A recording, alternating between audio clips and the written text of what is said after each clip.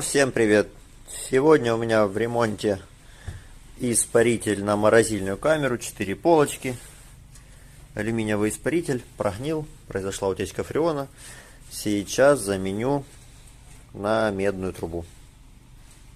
Будет не так красиво, не так аккуратно, но долговечно. A few moments later. Вот и заменил испаритель, поставил медную трубку. Получилось, в принципе, довольно-таки аккуратно. С медной трубой испаритель прослужит еще очень долго.